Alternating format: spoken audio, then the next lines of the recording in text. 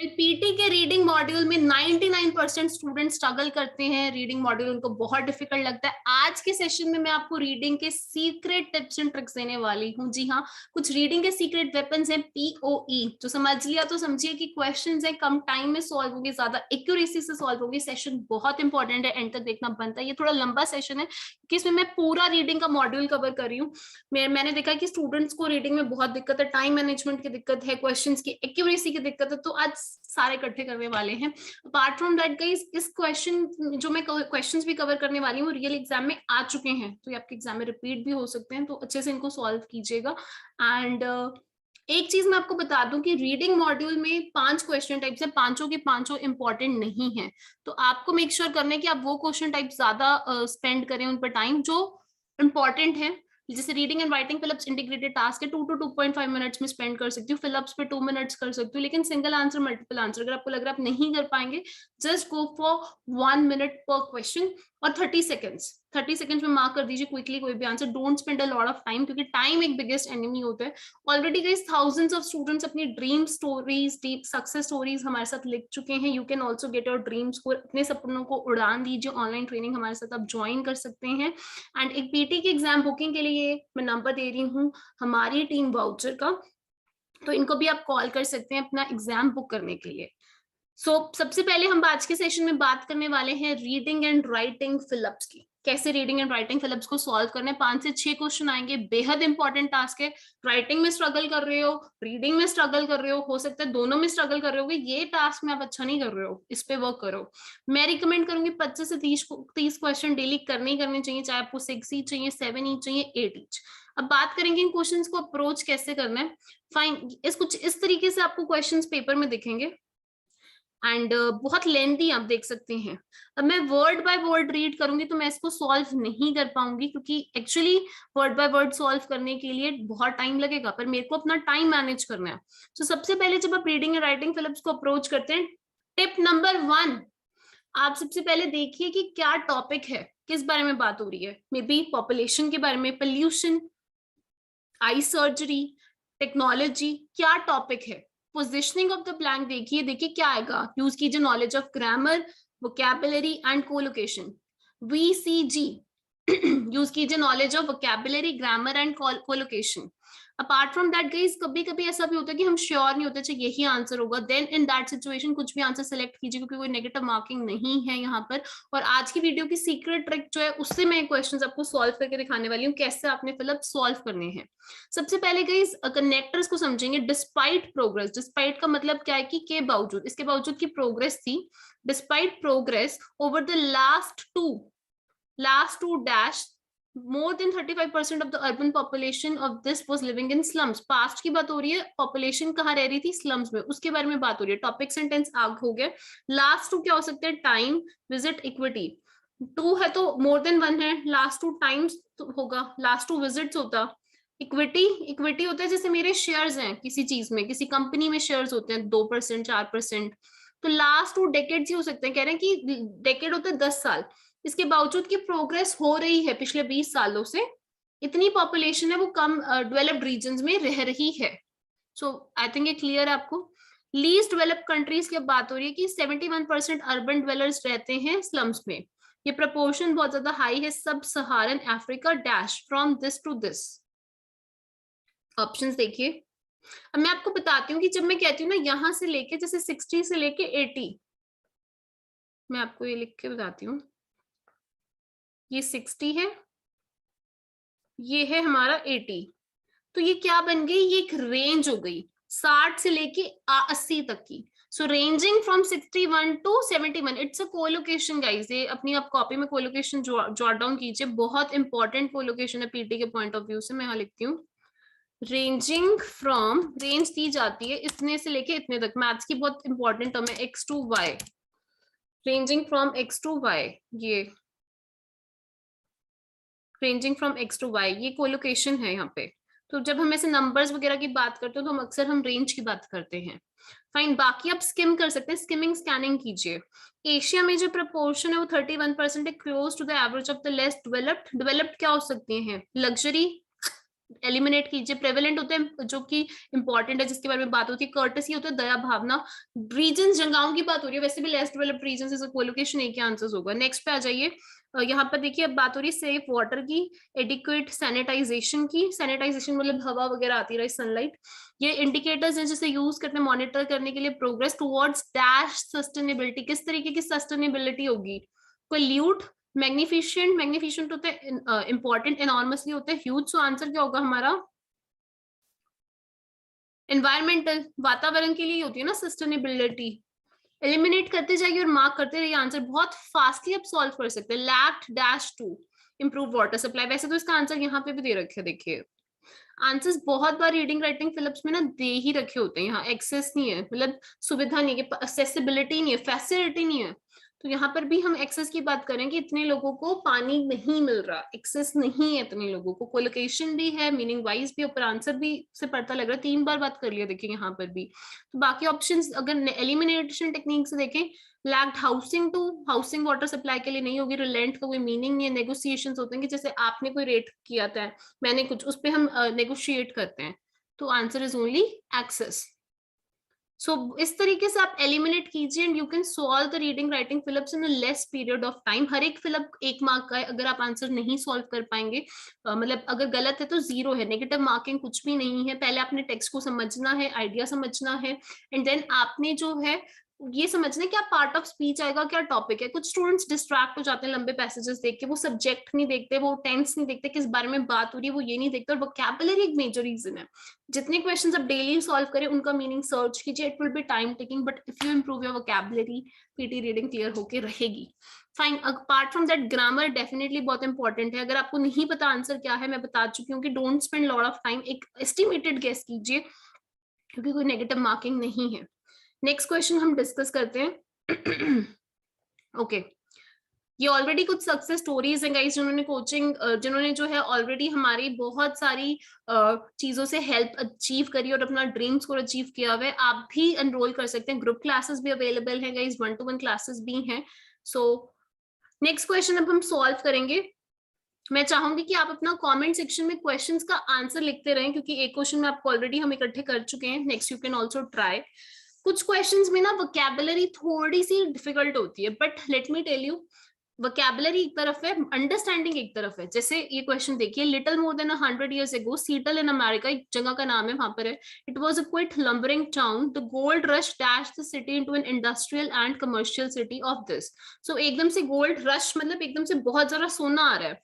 सो उसने क्या किया है, रिजर्व द सिटी, इंडस्ट्रियल और कमर्शियल बन गई है। पहले सिटी किसी और तरीके की थी, अब कुछ बदल गई है। क्रिएट कर दिया, स्टेगनेट होता है रोकना, ट्रांसफॉर्म कर दिया, बदल दिया है, मतलब ट्रांसफॉर्म, अच्छे से बुरा, डेजर्ट से ट्रांसफॉर्म फर्टाइल लैंड में हो रहा है। यहाँ पर जो है एक सिटी सिंपल थी, अब वो इंडस्ट्रियल सिटी में चेंज हो गई है, ट्रांसफॉर्म हो गई है। तो मीनिंग वाइज ओनली एक ही एलिमिनेट कर दीजिए, बाकी ऑप्शंस को, रिजर्व भी नहीं हो सकता, रोक नहीं रहा, स्टेगनेट नहीं हो सकता, बना नहीं रहा, चेंज कर रहा है, ट्रांसफॉर्म है। नेक्स्ट, सिटी विथस्टूड क्या इंडियन अटैक हुआ, इतने लोगों का, चाइनीज राइट्स होते हैं, दंगे, and A dash fire. Fire जो है वो नाउन है, नाउन से पहले एडजेक्टिव। फायर कभी भी चमत्कारी नहीं हो सकता, एलिमिनेट कीजिए। होपलेस नहीं हो सकती फायर। अनफॉर्चुनेट, दुर्भाग्यपूर्ण, डिजास्ट्रस मतलब एक तरीके से डिजास्टर करने वाली है, वैसी फायर थी, और इसके कारण ये इमर्ज हुई गेटवे की तरह। फिर 1819 में चीफ सप्लाई आया और गोल्ड वॉर रश हुए। ट्रमेंडस प्रोस्पेरिटी मतलब बहुत ज्यादा एकदम से वेल्थ आई, खुशहाली आई, ठीक है, शिपयार्ड्स आई, एयरक्राफ्ट इंडस्ट्री आई, इंपॉर्टेंट रोल प्ले करा। उसके डैश में एंड, जब चीजें एंड से कनेक्टेड होती हैं, आप देखिए पार्ट ऑफ स्पीच, यहाँ नाउन, यहाँ भी किस तरीके की city I. In its what, in its creative, adjective नहीं चाहिए, नाउन चाहिए। इन इट्स एग्जिस्टेंस मतलब जैसे वो थी।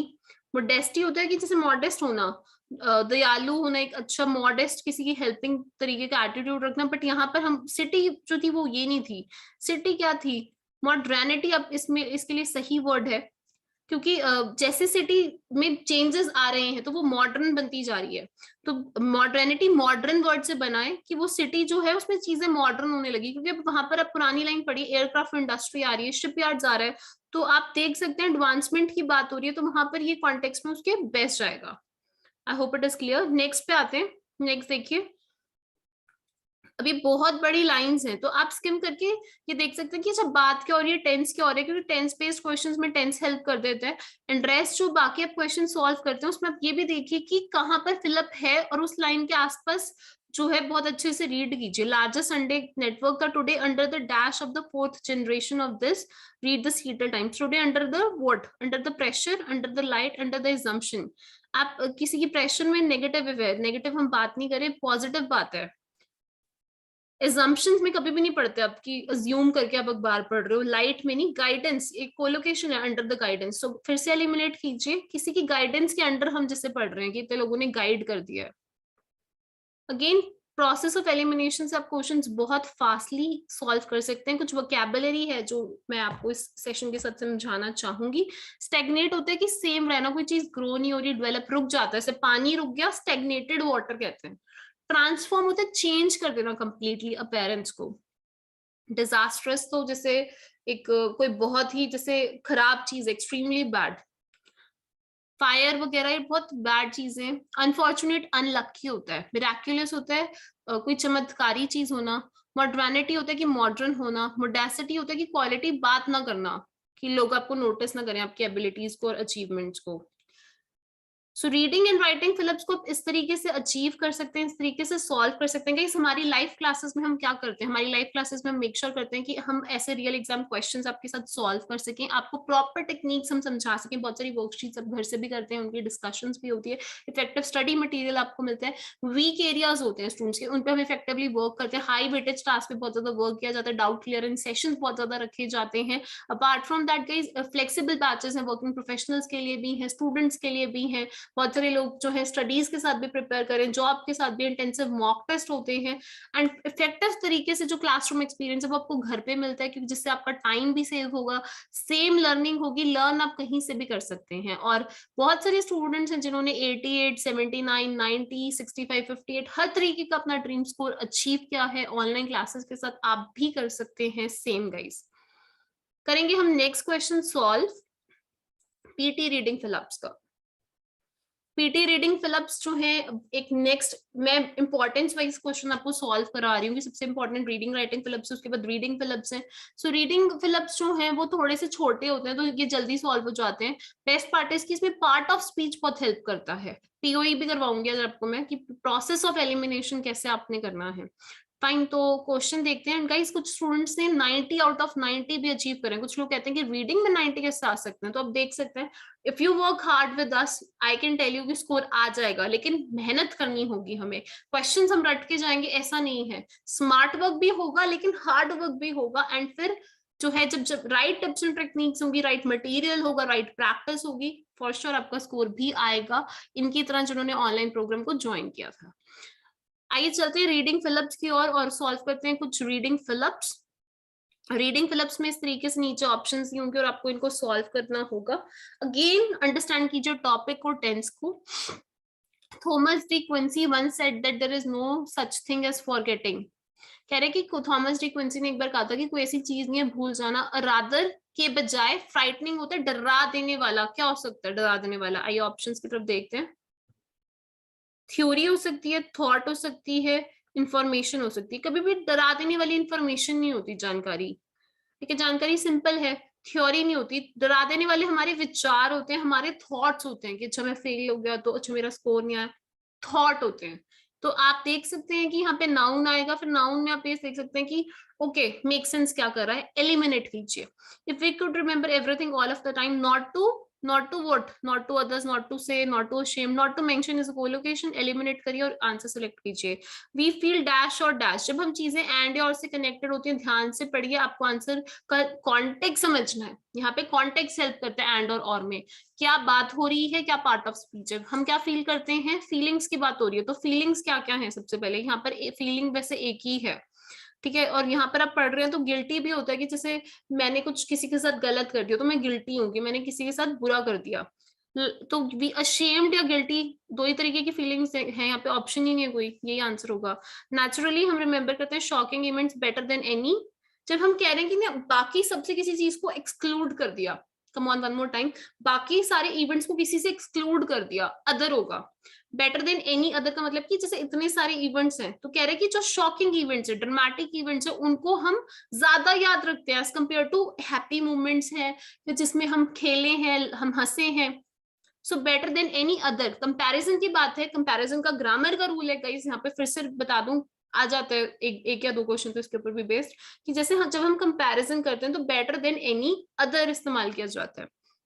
जो थिंग्स हम भूल जाते हैं वो है नंबर, नेम, डेट, और ये सब क्या है एक तरीके की इंफॉर्मेशन। तो यहाँ पे ऑप्शन ही यही मेक सेंस करिए, तो आंसर इंफॉर्मेशन होगा।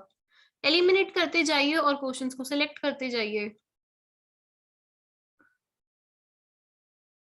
नेक्स्ट क्वेश्चन की तरफ चलते हैं। ये क्वेश्चन मैं चाहती हूँ आप एक बार खुद ट्राई करें और कमेंट सेक्शन में अपने आंसर्स आप पोस्ट करते रहिए।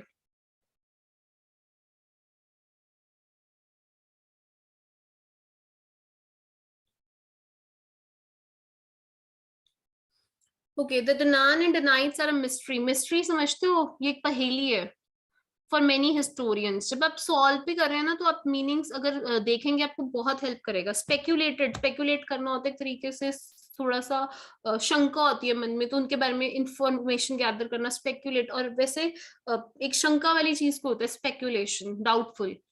Greek seafarers in the late Bronze Age, they're also closely dash with, closely collocation है यहाँ पर, एसोसिएटेड के साथ विद आता है, पीटी की फेवरेट कोलोकेशन है ये। अदर एविडेंस सजेस्ट दैट ये ओरिजिनेट होता है, कहीं चीज स्टार्ट हुई थी कोस्ट ऑफ द लेवेंट के औरात। Fine, tribes that fled with Moses during the biblical, biblical क्या थी, बिब्लिकल मीनिंग देखिए यहाँ, बिब्लिकल एक्सोडस हो सकता है, ये यहाँ पे नाउन चाहिए, माइथोलॉजीज हो सकता है, बिब्लिकल डिपार्चर हो सकता है, और तो कुछ हो नहीं सकता। अब एक्सोडस होता है जब एक साथ बहुत सारे लोग एक जगह को छोड़ जाते हैं, जैसे मैं कुरुक्षेत्र से हूँ, यहाँ से एक साथ बहुत सारे लोग कहीं और चले गए। सो मूवमेंट होती है जब बहुत सारे लोगों की एक जगह से, उसको एक्सोडस कहते हैं। समझ रहे हैं? तो ये बिब्लिकल क्या हुआ है, एक्सोडस, लोग एक साथ छोड़ के गए हैं। Fine, whoever the Danaan or Danites were, they left a dash legacy। किस तरीके की लेगेसी, लेगेसी होता है जैसे हमारे बड़े पूर्वज से जो चीजें चलती जा रही हैं, लेगेसी वो होती है। तो लेगेसी नाउन हो गया ना, है अ के बाद मैंने बताया था नाउन है तो क्या आएगा, एडजेक्टिव। ग्रामर की क्लास में सारे रूल सिखा चुकी हूँ, नहीं अटेंड किए जाए, रीडिंग की प्लेलिस्ट देखें। किस तरीके की, कन्फ्लिक्टिंग या लेजेंडरी, भाई एकदम से आप छोड़ के गए हो किसी जगह को, ऑफ कोर्स ये एक तरीके से कन्फ्लिक्टिंग है, क्योंकि हमें नहीं पता क्या हुआ कि वो छोड़ के गए। जब कन्फ्लिक्टिंग का मतलब होता है बिलीव्स हैं जो डिफरेंट हैं या अपोजिंग हैं। Warriors who sacked Egypt for its spoil और Homer's Troy may explain the mysterious identity। ये नेक्स्ट लाइन से भी आप देख सकते हैं नेगेटिव मीनिंग जा रहा है। Along with the use of Greek dash in the Bible itself। Greek क्या थी, ये बाइबल एक तरीके की किताब है, आपको पता है कि जैसे हर एक रिलीजन का अपना, वो धर्मों को वो फॉलो करते हैं, अपने उनकी किताबें या पुराण उनको कहते हैं, वो फॉलो करते हैं। तो ये क्या है, ग्रीक माइथोलॉजी, जो मिथ्स हैं उनके, use along with the use of Greek mythology होगी, जो भी उनके मिथ्स है जिनको वो यूज करते थे, और बाइबल इटसेल्फ। सो वोकैबुलरी बहुत इंपॉर्टेंट रहती है। लेजेंडरी होती है कोई चीज बहुत फेमस हो, एडमायर करते हैं कि ओके हम कहते हैं कि ये तो बहुत लेजेंडरी थे, जैसे बहुत सारे सिंगर्स राइटर्स के लिए कहा जाता है। So it's very important logical consistency देखना, वर्ब फॉर्म्स देखना, और वोकैबुलरी का यूसेज देखना। कुछ वर्ड्स हैं, आप जो आपको वर्ड्स नहीं पता प्लीज कॉपी पेन से लिख लीजिए। वोकैबुलरी के क्वेश्चंस बहुत जल्द बहुत ज्यादा रिपीट ही होने वाले हैं। सो ये रीडिंग फिलिप्स से जो हमने देखे हैं, एंड अगेन रीडिंग फिलिप्स के 5 से 6 क्वेश्चन है, नहीं आता तो भी मेक अ गेस कि क्वेश्चंस जो है नेगेटिव मार्किंग कैरी नहीं करते हैं, इंपॉर्टेंट होते हैं ये क्वेश्चंस बहुत ज्यादा, and don't take reading lightly. Questions repeat नहीं होंगे लेकिन फंडे रिपीट हो जाएंगे, फंडे समझ लो and you will be done with reading. And अभी भी अगर आप चैनल पे नए हैं तो मेक श्योर आप सब्सक्राइब करें, ये वीडियोस हैं, ये सेशंस अपने फ्रेंड्स के साथ ज्यादा से ज्यादा शेयर करें, ताकि जो है जिन लोगों को भी पीटी में दिक्कत आ रही है उन तक ये इन्फॉर्मेशन पहुंच सके, वो सीख सके। ऐसे बहुत लोग लोकल इंस्टीट्यूशंस में पढ़ रहे हैं, रीडिंग उन्हें नहीं कराई जाती, ग्रामर नहीं कराई जाती, और वो पीटी में लाइक लिटरली 6-9 मंथ से बस पीटी कर रहे हैं। तो आई होप उनको ये हेल्प करेगा। एंड गाइज हमारी जो पीटी ट्रेनिंग है उसका एक कूपन है, पीटी फिन 2022 आप ये यूज कर सकते हैं and with this you will get discount on our courses. इस नंबर पे कॉल कीजिए एंड अवेल कीजिए डिस्काउंट। अपार्ट फ्रॉम दैट आपको बहुत सारी चीजें मिलने वाली हैं क्लासेस के साथ। सो अब हम नेक्स्ट टॉपिक पे जाते हैं। नेक्स्ट कुछ रीऑर्डर पैराग्राफ्स जो है वो हम सॉल्व करने वाले हैं। रीऑर्डर पैराग्राफ्स अगेन एक ट्रिकी क्वेश्चन लोगों को लगता है, ये ट्रिकी क्वेश्चन टाइप है एंड रीऑर्डर के 2 से 3 क्वेश्चन आएंगे, 8 से 9 नंबर के ये भी है, मीडियम वेटेज टास्क है, काफी डिफरेंस क्रिएट कर सकते हैं। अगर आपको रीऑर्डर्स भी आते हैं तो you can get partial marks, क्योंकि कुछ क्वेश्चंस तो इजी आते हैं और रियल एग्जाम्स में क्वेश्चंस बहुत डिफिकल्ट नहीं आ रहे हैं अभी, लेकिन लॉजिक नहीं है बच्चों को क्लियर। तो रीडिंग की अपनी प्रिपरेशन ही नहीं करिए तो you will not be able to crack it. Techniques पे चलते हैं। पहले आपको स्किम करना है सेंटेंसेस, मेन आइडिया यहाँ पे भी फाइंड करना है, ओपनिंग सेंटेंस फाइंड करना है, देन आपको देखना है कि पेयर्स बनाने हैं अपने। मैं आपको कहूंगी कि पार्शियल मार्क्स आप इजिली बना सकते हैं पेयर्स, चाहे वो प्रोनाउन अप्रोच यूज करें, ट्रांजिशन वर्ड यूज करें या लॉजिकल सेंस, पेयर्स बनाइए। जैसे एक क्वेश्चन आपकी स्क्रीन पे आपको दिख रहा है, I would give you some time and I would like you to make some pairs. आप पेयर्स बनाइए कुछ इनसे, मैं आपको 2 मिनट दूंगी। सबसे पहले आपको करना है ओपनिंग सेंटेंस ढूंढना है, मुझे बस कमेंट सेक्शन में बता दो कि ओपनिंग सेंटेंस कौन सा होगा।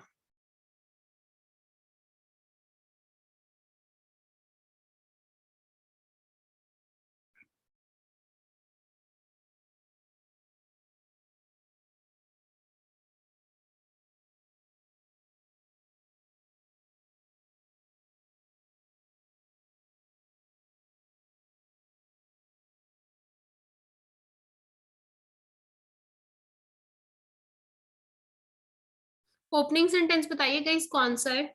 देखिए but just the opposite is true, मैंने कोई बात ही नहीं करी, ट्रांजिशन वर्ड से रेयरली स्टार्ट होता है। फॉर वन थिंग मतलब वन रीजन इससे भी नहीं स्टार्ट होगा, बिकॉज फिर कोई बात तो करोगे, कंट्रास्ट भी नहीं शो करेंगे।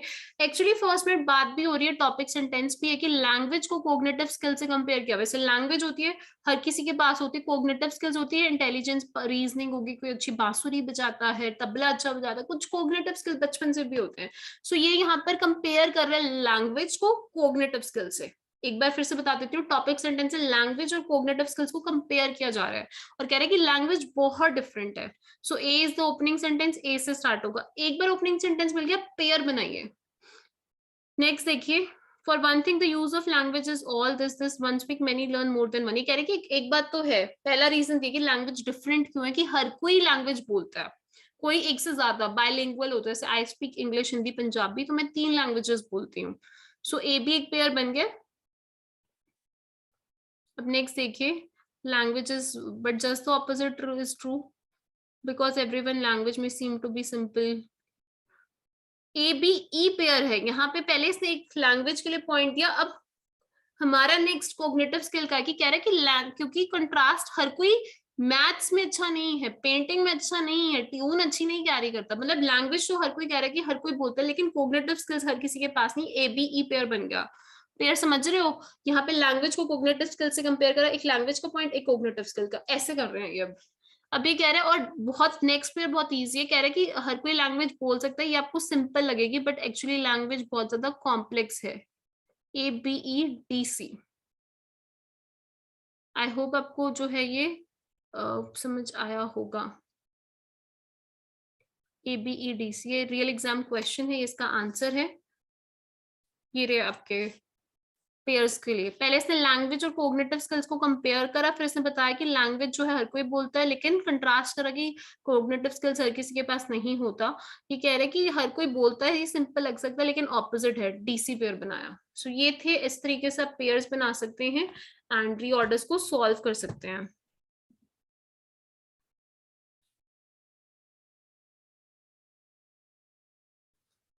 सो ये क्वेश्चन जो है ये मैं आपको नेक्स्ट सेशन में कराऊंगी। अभी के लिए हम करने वाले हैं नेक्स्ट सिंगल आंसर की तरफ रुख। सिंगल आंसर्स जो है ये इंपॉर्टेंट नहीं है बट ये लास्ट टास्क होते हैं, तो मुझे ऐसा लगता है जो टाइम बच गया वो वेस्ट क्यों करना, हम सॉल्व कर सकते हैं और ये इजी होते हैं। मैच मत कीजिए वर्ड्स, पहले क्वेश्चन को पढ़िए, फिर पैसेज को पढ़िए, फिर ऑप्शंस को पढ़िए, ये तो मैं खुद करती हूँ। एंड क्वेश्चन टाइप को समझिए, क्या ये सपोर्टिंग आइडिया है, क्या मेन आइडिया, अकॉर्डिंगली आप आइडेंटिफाई कर सकते हैं। पर्सनल जजमेंट का मत यूज कीजिए, ठीक है। और ऑल्सो वन मोर थिंग कि जैसे आपको कोई आंसर मिल गया आसपास, उस लाइंस को आप क्रॉस चेक कर सकते हैं, बाकी ऑप्शंस को एलिमिनेट कीजिए। पीओई टाइमर पे आइए रखिए और बहुत ज्यादा टाइम मत वेस्ट कीजिए क्वेश्चन के ऊपर। सो ये क्वेश्चन है, आप सॉल्व कीजिए। I give you a minute and अपने आंसर को कमेंट सेक्शन में लिखिए।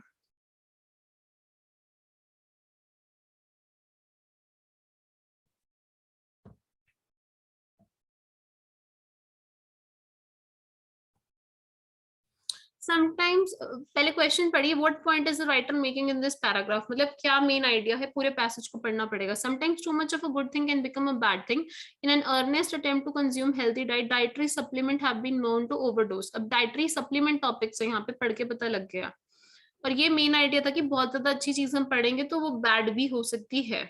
बैग जाइए आगे। एग्जाम्पल है, विटामिन सी के बारे में बात कर रहा है कि कोल्ड वायरसेस को कम करते हैं, फाइन कैंसर एंड डिजीज जो टिश्यू करते हैं। अनफॉर्चुनेटली फिर उनके यूज बताए, फिर बताया लेकिन ओवरडोज करने से क्या होता है, नॉजिया और डायरिया होगा। वही कि कुछ भी चीज एक्सेस में अच्छी नहीं होती। फिर कैल्शियम सप्लीमेंट्स के बारे में बात करी है, हेल्पफुल है, ऑस्टियोपोरोसिस कम होता है, लेकिन फिर कैल्शियम ज्यादा करोगे तो स्टमक अपसेट होगा, किडनी। अगेन वही बात, नियासिन की फिर बात करिए, ये यूजफुल है कोलेस्ट्रॉल को कम करने में, लेकिन ज्यादा से अस्थमा और अल्सर होगा। तो वही ऊपर मेन आइडिया था, फिर उसकी एक्सप्लेनेशन, एग्जांपल्स एग्जांपल्स एग्जांपल्स थे। बहुत ज्यादा लाइन बाय लाइन मत रीड कीजिए, क्या कीजिएगा, मैं कहती हूँ कि अंडरस्टैंड सेंट्रल आइडिया कीजिए, और वर्ड बाय वर्ड नहीं, मीनिंग क्या है वो कैप्चर कीजिए। अब जैसे नियासिन है या ऑस्टियोपोरोसिस है, नहीं मतलब समझ आए, बीमारियों के नाम है, आपको मीनिंग समझना है कि क्या बीमारी थी, वो इन्फॉर्मेशन चेक भी नहीं यहाँ करनी, मेन आइडिया उसने पूछा है। देखिए, people who take supplements are preoccupied with their health, कहा ही नहीं है, नॉट गिवन है, eliminate. Vitamin can cause this, उसने कहा एक्सेस में होता है, तो ये हाफ इंफॉर्मेशन है, डेंजरस, इसको भी एलिमिनेट कर दीजिए। Have been known to overdose, ये भी नहीं उसने कहा, एलिमिनेट, नॉट गिवन है। सप्लीमेंट्स टेकन, ये ही उसने बात कही है ऊपर, first line, very simple. Meaning पढ़िए एंड क्वेश्चन सॉल्व कीजिए, रटिए मत, डरिए मत, पैसेज बड़ा है, you can solve it, answer was A. Next last में मल्टीपल चॉइस मल्टीपल आंसर है, इसको मैं और कम प्रैक्टिस करने के लिए रिकमेंड इसलिए करती हूँ, इसमें नेगेटिव मार्किंग भी होती है और पैसेज बहुत लॉन्ग होते हैं, बहुत स्टूडेंट बहुत ज्यादा टाइम वेस्ट कर देते हैं।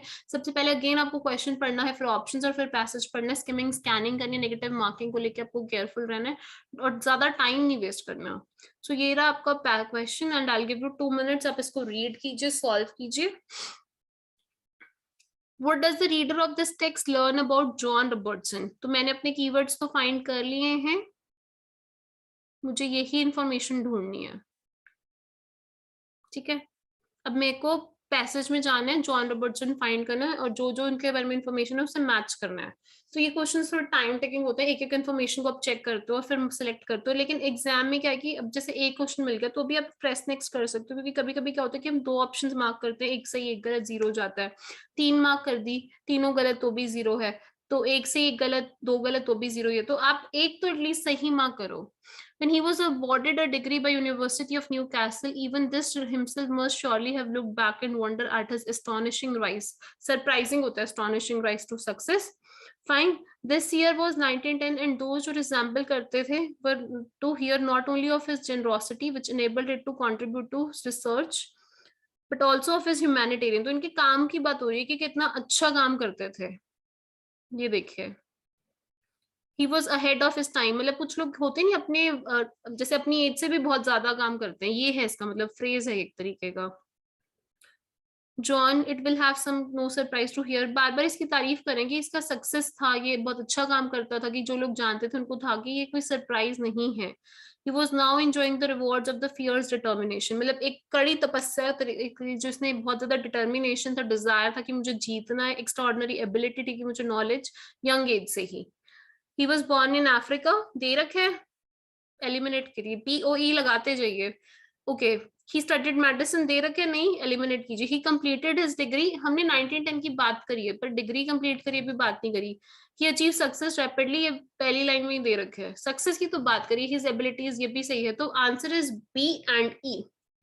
आंसर देखिएगा, इजी होते हैं क्वेश्चंस, बच्चे बहुत ज्यादा टाइम एक एक लाइन पे स्पेंड कर देते हैं, बहुत सारे इंस्टीट्यूशंस पे कराई भी नहीं जाती है रीडिंग बिल्कुल भी, and that's why people are not comfortable doing reading. जब आपने कभी सॉल्व भी नहीं किया तो 30 मिनट्स में आप पेपर में भी नहीं कर पाओगे, और क्वेश्चंस तो रिपीट होते ही नहीं है, एक फिलअप का एक ब्लैंक रिपीट हो जाएगा या 2, that's the repetition rate is very low. And guys students ने अपने 90 आउट ऑफ 90 स्कोर्स अचीव करे हैं ओवरऑल। तो पीटीई में आप अपना डिजायर्ड बैंड स्कोर पहले अटेम्प्ट में अचीव कर सकते हो। ऐसा कुछ भी नहीं, आपको बहुत बारी अटेम्प्ट देने ही होंगे। आप बिल्कुल पीटीई में अपना ड्रीम स्कोर अचीव कर सकते हैं, बहुत कम टाइम में इम्प्रूव भी कर सकते हैं। जस्ट ओनली आपको वर्क करना होगा। किसी को ज्यादा टाइम लग सकता है इम्प्रूवमेंट के लिए, तो किसी को कम टाइम लग सकता है अपनी सक्सेस स्टोरी लिखने में, लेकिन सक्सेसफुल हर कोई हो सकता है, आप भी, मैं भी, और बहुत सारे पीटी स्टूडेंट्स जो भी जिस फील्ड में भी वर्क कर रहे हैं। एक डिटर्मिनेशन के साथ पढ़ना है, कंसिस्टेंसी के साथ पढ़ना है, सही टिप्स एंड ट्रिक्स सही डायरेक्शन में लगानी है, और वो हम कर रहे हैं। सो ऑनलाइन ट्रेनिंग के नए बैचेस जो है उसमें आप एनरोल कर सकते हैं, एंड अपने 7, 8, 9 बैंड जो भी आप चाहते हैं उनको अचीव कर सकते हैं। बाकी एग्जाम बुकिंग के लिए आप हमें जरूर कंटैक्ट कीजिएगा, और आप चाहें तो हमारी रीडिंग की प्लेलिस्ट चैनल पे जाके जरूर देखिएगा। मैं मिलूंगी आपसे नेक्स्ट सेशन में, थोड़ा लंबा सेशन था। अगर आपको अच्छा लगा तो इसको फटाफट से लाइक करिए, अपने दोस्तों के साथ शेयर कीजिए। और क्या मुझे ऐसे रीडिंग के और टेक्निक्स हैं हमारे पास, सीपीओ, ये सब आपके साथ शेयर करनी चाहिए कि आप चाहते हैं, और इतने लंबे सेशंस के साथ मेरे साथ बैठना, वो भी बताइएगा। बाय। एंड जुड़े रहिए, सारे सेशंस अटेंड कीजिए। एक और सेशन होगा बहुत जल्द, उसको भी ज्वाइन कीजिए।